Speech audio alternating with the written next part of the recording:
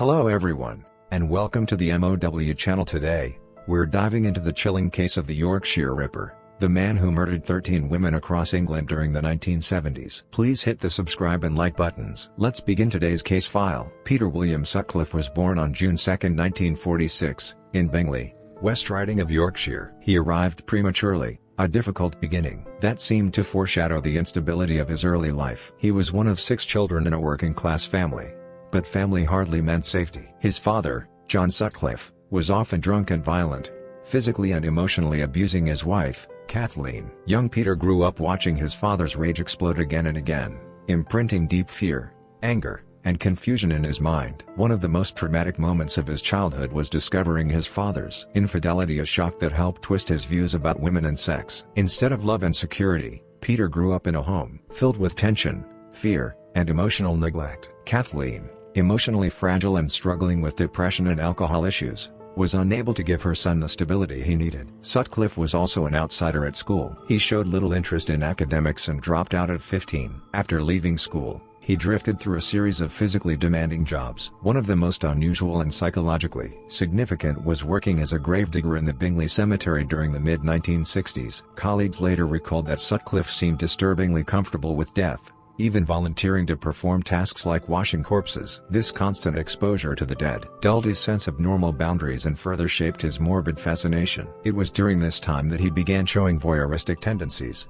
spending nights spying on sex workers and their clients. This fueled his increasingly warped perceptions of women and sex. By the late 1960s, Sutcliffe's psychological issues escalated. He became obsessed with hiring sex workers, but claimed he had been tricked or humiliated by some of them, experiences that fed his growing resentment toward women. He began to see sex workers as society's corrupt waste, internalizing a paranoid belief that they deserved punishment. Around this period he met Sonia Surma, who would later become his wife. The two met on Valentine's Day in 1967 and married in 1974. Sonia, who had also been diagnosed with schizophrenia, struggled with her own emotional challenges. Outwardly, their marriage appeared normal, but behind closed doors it was tense and strained. Sutcliffe displayed controlling, domineering behavior, an extension of the violence simmering inside him. Sutcliffe's first recorded violent incident occurred in 1969. He attacked a sex worker and was arrested for carrying a hammer. However, because the victim didn't want to press charges,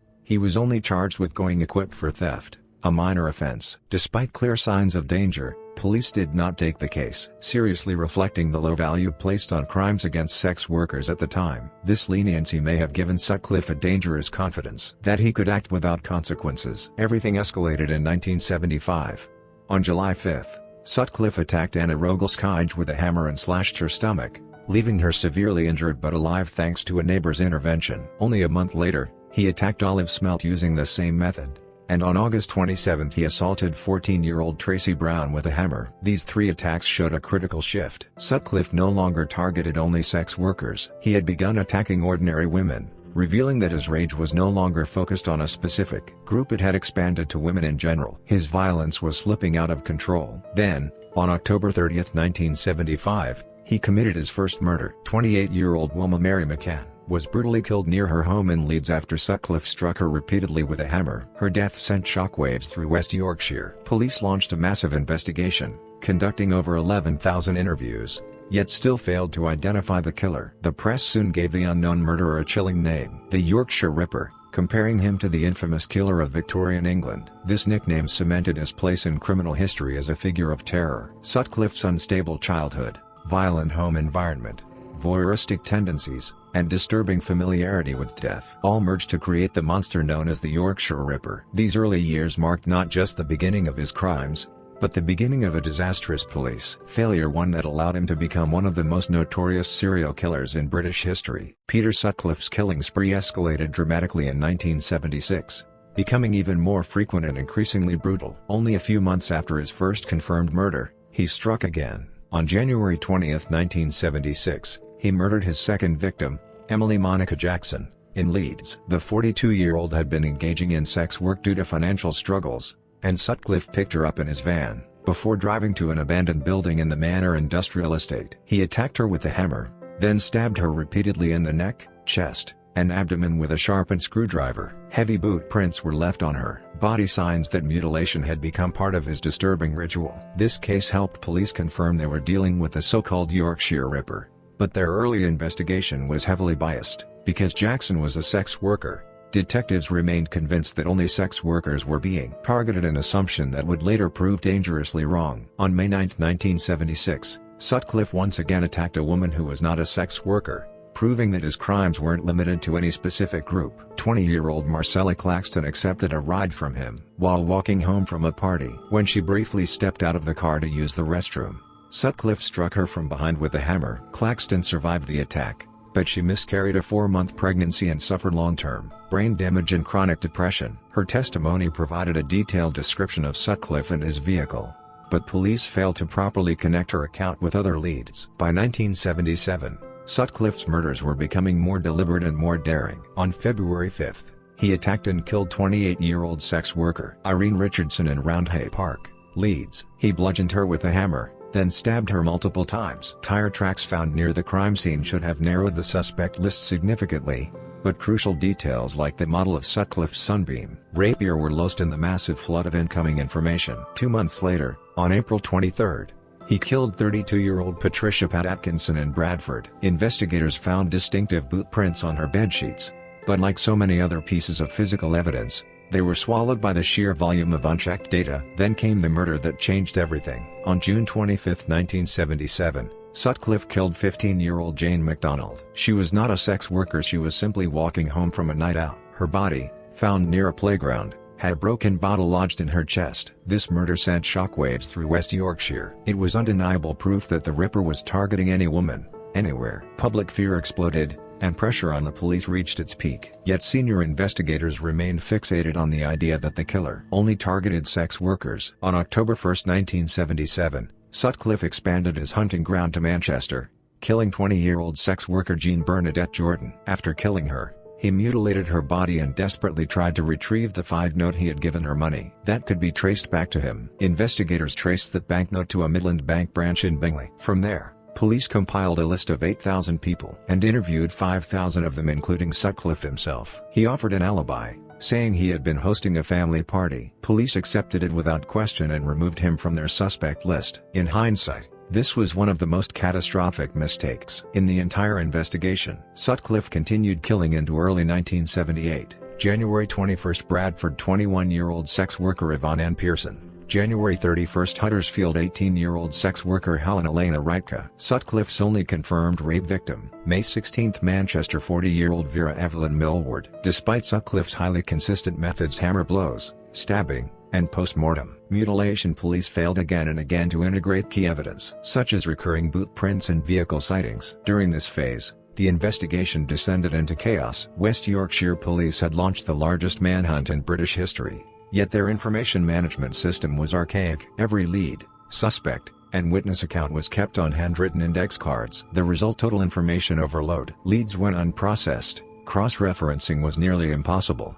and Sutcliffe repeatedly slipped through the cracks. The situation grew far worse with the arrival of Wearside Jack. In early 1979, police received letters and a tape recording claiming to be from the Yorkshire Ripper. The man spoke in a strong Wearside accent, taunting investigators. Senior officer George Oldfield became obsessed with this supposed clue, even though survivors, psychologists, and linguistic experts insisted the audio was fake. Police funneled nearly all resources into Sunderland and the surrounding Wearside area, interrogating thousands of men with similar accents and wasting enormous time and manpower. Because the fake tape didn't match Sutcliffe's real voice, he effectively disappeared from the police radar. Countless real clues pointing directly at Sutcliffe were ignored or left unconnected, while investigators chased a hoax. This stage of the case, 1976 to 1979, was the height of the Yorkshire Ripper's brutality and simultaneously one of the worst investigative failures in UK policing history. Sutcliffe kept killing, the police kept misjudging crucial evidence, and the public's fear and outrage kept rising. Confidence in law enforcement plummeted, while the killer continued roaming freely. In early 1979, the West Yorkshire police investigation fell into a deep crisis. After becoming trapped by the hoax known as Wearside Jack, detectives combed through the Sunderland area and interrogated countless men. Yet the real killer was still roaming freely between Leeds and Bradford in West Yorkshire. This disastrous misjudgment stemmed from a rigid police hierarchy, combined with the stubborn decisions of Assistant Chief Constable George Oldfield, who was leading the investigation. He ignored warnings from voice experts and outside specialists including the FBI and allowed the hoax tape to become an absolute benchmark for identifying the killer. As a result, Sutcliffe was dismissed from suspicion simply because he didn't sound like the man on the fake recording. The murder of 19-year-old shop assistant Josephine Ann Whitaker on April 4, 1979, in Halifax, exposed just how hopeless the investigation had become. Whitaker was not a sex worker, a fact that should have clearly signaled the need to broaden the profile of potential victims. But even with the shock of this case, police already deeply fixated on the Wearside Jack hoax failed to shift direction. Sutcliffe attacked Whitaker with a hammer and stabbed her 21 times with a screwdriver. By this point he had already been questioned multiple times by police and had appeared on the suspect list linked to the Traced 5 note. Yet the fragmented internal information system prevented investigators from recognizing the threat he posed. The West Yorkshire Police's information management system was at the heart of the problem. Large-scale investigations before the computer era relied on handwritten index cards to track massive volumes of information. Detectives recorded thousands of daily tips, suspect statements, and evidence reports into this manual system. But effectively cross-referencing or connecting these pieces of information was practically impossible. Critical clues: Sutcliffe's prior statements to police, eyewitness descriptions of his car, tire tracks found at certain crime scenes remained isolated as just one card among thousands. As the later Byford report concluded, this broken central index system was one of the biggest technical reasons Sutcliffe repeatedly slipped through the net. Another serious problem revealed during the investigation was the police's overt prejudice against sex workers. Within the force, misogynistic attitudes were rampant. Many officers believed sex workers were natural targets for the Ripper. Detective Chief Superintendent Jim Hobson even stated in a press briefing that the killer was acting out hatred toward prostitutes and that many people shared such feelings. This victim-blaming mindset heavily influenced investigative priorities. Cases involving sex worker victims were handled less thoroughly, and police only recognized the full danger when Sutcliffe began targeting women outside the red light districts. These attitudes drew fierce criticism from women's rights groups, particularly the Leeds revolutionary feminists, who organized Reclaim the Night marches and demanded the police focus on male violence rather than advising women to stay indoors at night. On September 1, 1979, 20-year-old Barbara Janine Leach, a sociology student at the University of Bradford, was murdered. She too was not a sex worker, and her death intensified public fear. Sutcliffe attacked her with a hammer and stabbed her with the same type of screwdriver he used on Whitaker. This murder completely shattered the police's complacent assumption that the Ripper only targeted sex workers. Yet the police continued to obsess over the Wearside Jack hoax, wasting millions of pounds on a massive but misguided public campaign. Even in 1980, Sutcliffe's bold attacks continued. On the night of August 20th, 47-year-old civil servant Marguerite Walls was murdered in Farsley. Sutcliffe yelled "filthy prostitute" as he attacked her, revealing that he was projecting his paranoid delusions onto victims. Regardless of who they actually were, he strangled Walls and stripped her clothing. On September 24th, 34-year-old Singapore-born Dr. Upaja Bandara was attacked and killed in Leeds. And on November 17th, University of Leeds student Jacqueline Hill was murdered. These final victims confirmed beyond any doubt that the Ripper targeted women of all backgrounds, occupations, and social classes. Hill's murder marked a breaking point for public anger and frustration toward the police. Even in the weeks before Sutcliffe's arrest, investigators missed crucial tips about him from people in his inner circle. Notably, on November 25, 1980, Trevor Birdsall, Sutcliffe's longtime friend and the getaway driver from Sutcliffe's first known assault in 1969, sent an anonymous letter to police naming him as a suspect. The very next day, Birdsall went to the station in person to stress his suspicions. He provided specific information about Sutcliffe's unusual interest in sex workers, yet the report containing this decisive tip was either lost or ignored. This final investigative failure allowed Sutcliffe to remain free for more than a month before he was finally caught. The Yorkshire Ripper investigation failed not because of the killer's brilliance, but because of fundamental flaws in the police's investigative system and the social biases that shaped it. This crisis left a permanent scar on the reputation of British law enforcement. By the end of 1980, when the investigative failures had reached their peak,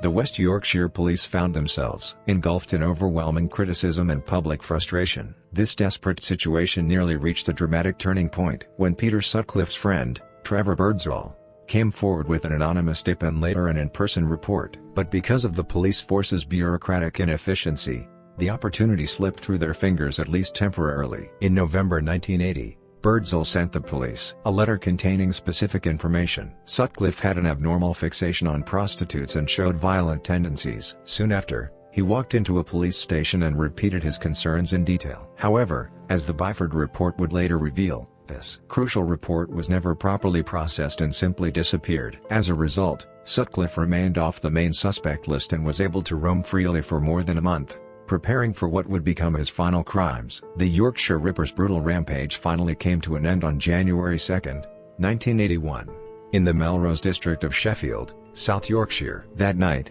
35-year-old Sutcliffe picked up 24-year-old prostitute Olivia Reevers and drove to a secluded parking area in an industrial zone. They parked with the intention of having sex, and Sutcliffe quietly prepared to attack her just as he had planned. At that moment, probationary constable Robert Hydes and his partner, who were patrolling the area, spotted the car and approached to conduct a routine check. Police across the region had been increasing stops and searches due to the ongoing Ripper case. Sutcliffe tried to appear calm, but everything changed when officers discovered that the license plates on his vehicle were fake. Constable Hydes transported Sutcliffe to the Dewsbury police station for further questioning, leaving the red Benzo truck behind. Once inside the station, Sutcliffe was interviewed as a routine suspect in the Ripper investigation. Having managed to deceive officers many times in the past, he initially appeared relaxed and cooperative. Inside, however, he was consumed with fear and panic. On January 3, Hydes, Detective Sergeant Robert Ring, and other investigators returned to the industrial site where Sutcliffe had been arrested. There,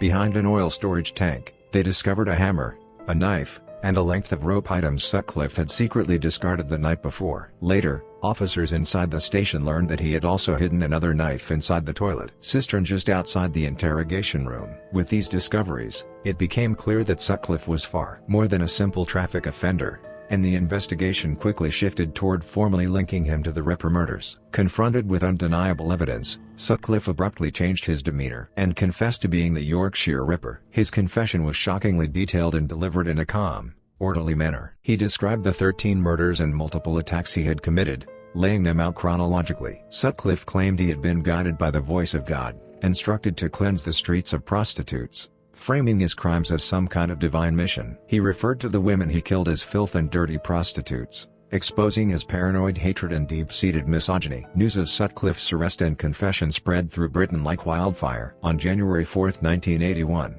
West Yorkshire Police held a late-night press conference, formally announcing the charges. The sight of senior officers smiling broadly sparked controversy and accusations of contempt of court, but their reaction was largely driven by relief after years of failure and unbearable pressure. The killer had finally been caught. Sutcliffe's trial began in May 1981 at the Old Bailey. He pleaded not guilty to the 13 murder charges, but admitted guilt to 13 counts of manslaughter on the grounds of diminished responsibility, arguing that his actions were driven by paranoid schizophrenia and divine instructions. 4 prominent psychiatrists took the stand to support this diagnosis. However, Justice Leslie Borum rejected the diminished responsibility argument and directed the jury to decide on the murder charges. After 2 intense weeks of testimony, the jury unanimously dismissed Sutcliffe's insanity defense and found him guilty of all 13 murders. When delivering the sentence, Justice Borum imposed 20 concurrent life sentences, declaring Sutcliffe beyond redemption and stating his hope that Sutcliffe would never be released. This verdict legally closed the case of Peter Sutcliffe,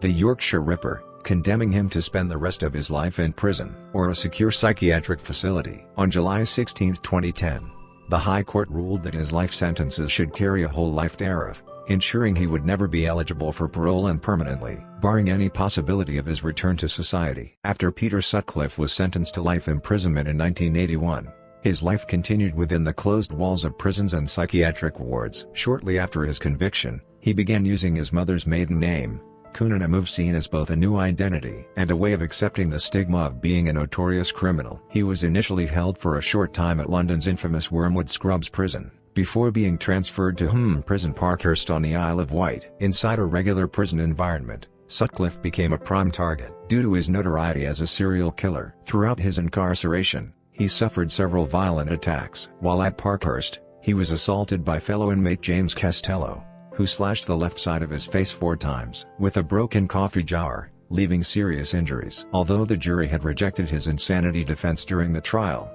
Sutcliffe's mental health deteriorated over time. He was diagnosed with paranoid schizophrenia and, in March 1984, was transferred to the high-security Broadmoor Hospital under Section 47 of the 1983 Mental Health Act. Life at Broadmoor was no safer. He experienced 2 more serious attacks on February 23, 1996. He was strangled by inmate Paul Wilson, and on March 10, 1997, he was stabbed in the eyes with a pen by N.K. Sutcliffe lost all vision in his left eye and sustained severe damage to his right. K later admitted to attempted murder and was also confined to a secure psychiatric facility. These attacks showed how Sutcliffe's infamy made him a constant target, leaving him in a perpetual state of danger. Meanwhile, his marriage fell apart. His wife, Sonia, suffered tremendously after his crimes came to light. She separated from him around 1989 and officially divorced him in July 1994. She later inherited Sutcliffe's assets, which sparked public controversy. Sutcliffe continued receiving psychiatric treatment at Broadmoor for many years,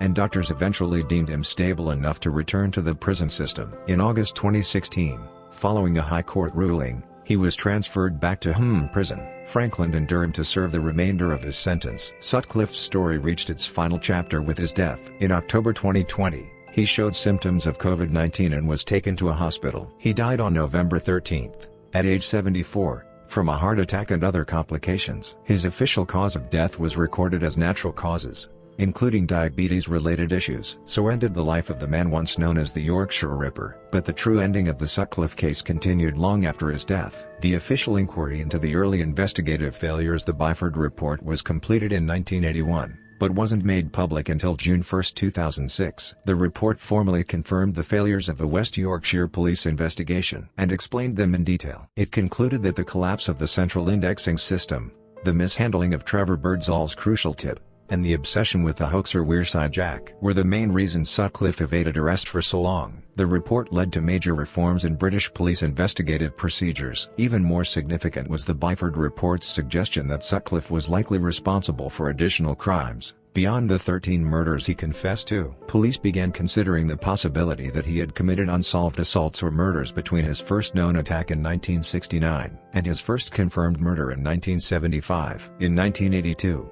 West Yorkshire Police secretly appointed Detective Keith Hellawell to investigate 22 unsolved cases that fit Sutcliffe's known pattern. In 1992, Sutcliffe confessed to Hellawell that he had assaulted Tracy Brown and Anne Rooney, cases that had never been addressed in his trial. One of the most debated cases was the murder of Carol Wilkinson on October 9, 1974. Another local man had been wrongly convicted, yet evidence suggested Sutcliffe might have been the actual killer. Additional victims, including Gloria Wood, Deborah Marie Schlesinger, and Yvonne Mislivik, were also considered potential Yorkshire Ripper victims due to the similarity in attack methods. In 2017, West Yorkshire Police launched a comprehensive reinvestigation called Operation Paintwall, examining unsolved crimes dating as far back as 1964 to determine Sutcliffe's involvement. This investigation continued until his death, leaving many cases unresolved and casting a long shadow over the Yorkshire Ripper story. After Sutcliffe's death, West Yorkshire Police issued an official apology for the language and attitudes used during the original investigation, particularly statements that seemed to blame the victims. This apology served as a long overdue acknowledgement of the pain endured by the victims and their families,